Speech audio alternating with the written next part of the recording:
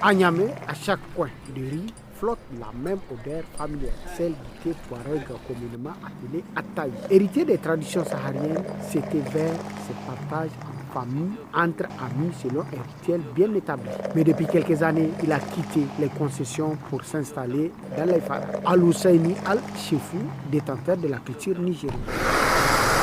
À un moment donné, on l'a nommé thé Touareg tout simplement parce que les plus grands consommateurs de thé depuis la nuit des temps, ce sont les Sahéliens. Dans sa partie aride, dans sa partie du nord.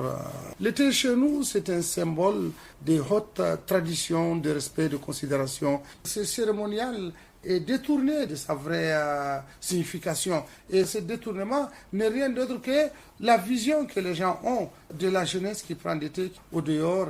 Il ne faut pas l'assimiler au manque de travail. Il faut beaucoup plus l'assimiler aux valeurs sociales et sociétales qui sont l'unité, la fraternité, le partage, la solidarité. Depuis quelque temps, cette pratique ancestrale s'est réinventée avec des vendeurs ambulants ou installés sur des trottoirs. Le thé est devenu un moyen de gagner sa vie, comme pour Mohamed qui a ouvert son kiosque en plein centre-ville.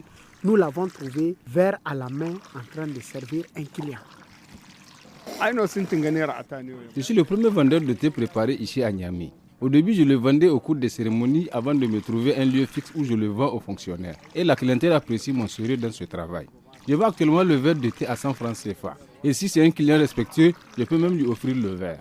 L'essentiel pour moi est de garder le contact avec ceux qui aiment mon thé, car je sais que si un client apprécie bien ma préparation, il peut le recommander à d'autres amateurs. Sous le soleil de midi, sur une grande artère de Yantala, le jeune Aminou et ses fidèles clients discutent. Il se montre strict sur l'hygiène de son service. Pour lui, qui a quitté l'école en classe de 3e, cette activité est une réponse à son chômage. J'utilise des verres jetables parce que je tiens à la propreté de mon étal. Mais certains clients préfèrent qu'on leur sert le thé dans un sachet. Les femmes consomment plus le thé que les hommes. Par jour, je peux gagner entre 3 000 et 4 000 francs CFA, voire plus. Dans les rues aussi, le thé Touareg continue de rassembler hommes, femmes, jeunes et aînés.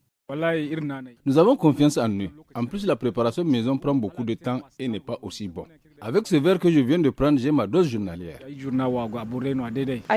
prends au moins 2 verres par jour à raison de 150 francs CFA le verre, car actuellement tout est cher. Dès que je prends du thé, je retourne au bureau. C'est bien parce que les professionnels, les gens qui travaillent n'ont pas le temps de poser le thé. C'est une très bonne initiative des jeunes. La vente de thé se développe de plus en plus dans la capitale. Elle constitue un refuge contre le chômage pour de nombreux jeunes de Niamey.